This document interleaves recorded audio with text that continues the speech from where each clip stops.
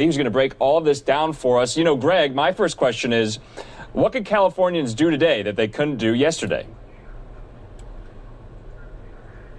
Yeah, Andrew, good evening. The biggest part of this is as it relates to outdoor dining. As we know, there's been a lot of conversations and controversy, litigation against the governor as it relates to outdoor dining. We hadn't seen hard evidence that outdoor dining necessarily facilitated or contributed to skyrocketing cases in the state of California, particularly in Southern California, one of the hot spots. So that is one. Outdoor dining can resume with restrictions. The other part of this is that people can go to hair salons, nail salons, again, with proper restrictions. And as it relates to gatherings or faith gatherings, those can occur outside with restrictions on how many people go. There are a number of other things, but basically back in December, as we saw cases skyrocketing after the Thanksgiving holiday and for fear of another holiday surge of people gathering during the Christmas holiday, the governor put into place this stay-at-home order, breaking the state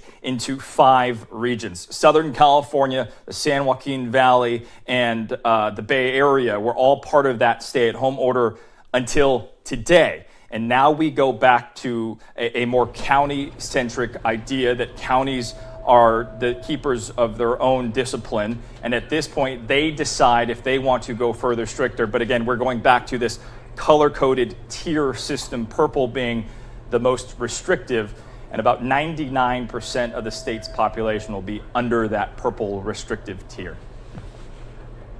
And we've been following this story, Greg, all day because we're especially out of Los Angeles, where we weren't really sure until kind of in the middle of the day if they would kind of, follow along with Governor Newsom's, lifting of the order or kind of stick to their very onerous restrictions there in Los Angeles County. My question for you, though, I want to talk about the political angle of this, too, because you heard kind of some speculation that, this was quite abrupt. This was very random and out of the blue on Governor Newsom's part.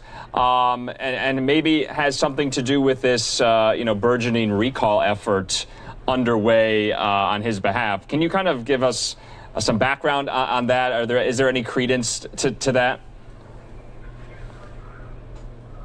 Sure, and the short answer is the governor says no. Obviously, if you ask his critics and many Republicans, they will tell you otherwise, but kind of giving you the history of this. When these shelter-in-place orders went into place, we saw another recall order starting to gain some traction, and then when it really started to kind of hit its stride here is when Governor Newsom was spotted skirting his own coronavirus restrictions at a dinner with several different sort of households at the French Laundry, which is an extremely expensive, classy restaurant in the Napa area up here. And so he took a lot of flack for that. He apologized, but certainly talking to recall organizers, that is when they start to see some real interest in their campaign. Coming back to today, the governor was asked, many have questioned your motivations as to making this decision now. And he went back to his favorite statement that he has continued to follow the data and the science, and specifically referencing any sort of different motivation politically. He said, that's just complete,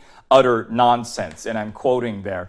We spoke to Kevin Faulconer today, who's the former Republican mayor of San Diego. He has launched a exploratory gubernatorial committee to run against Governor Newsom at some point, whether if this recall effort is successful or in the normal term of this election. And he basically said, you lose trust from your constituents when you don't back your decisions with truth and data. And the other part of that is that many of the restaurants we've spoken to have opened their doors, put in new safety precautions, then closed.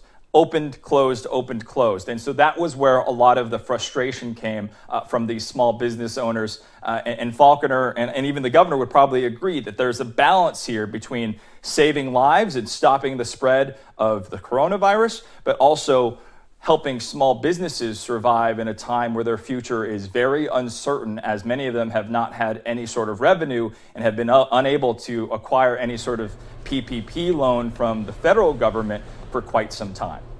And Greg, just lastly for you, I found it interesting. So this decision was primarily tied to ICU capacity. Did vaccine progress or the vaccine rollout factor in at all as well? Yeah, so there are a number of factors that the governor has cited that has shown progress. And part of this is the 4-week state projection of what our ICU capacity will look like. Now, many of us had questions because as it stands today, Southern California's ICU capacity is at 0%, but the state projects in 4 weeks that they'll be at a whopping 33%. So the state is finally releasing some of the data and some of the formulas in which they reach these projections. But as you know, related to the vaccine, California has struggled in the rollout of it, consistently ranking 45 to last in terms of the rate and percentage of people, the population that are getting vaccinated. So the governor also addressed that about how they would look to expedite that vaccination process. But he said, looking at ICU, looking at the rate of spread, looking at hospitalizations, and all of these positivity numbers is down to 8% over the last 7 days.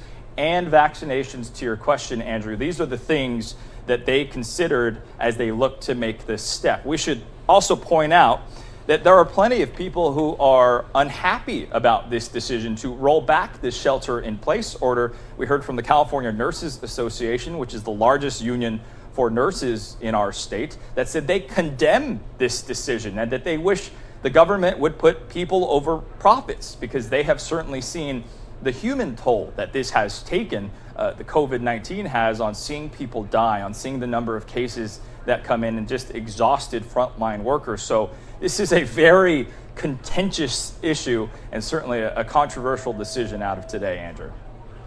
All right, Fox 2's Greg Lee there, live for us in the Bay Area. Appreciate you breaking that down for us, Greg. We'll talk to you again. Thanks, Andrew. All right, and that was our last live report for the night here on this Monday. We hope you all had a great weekend.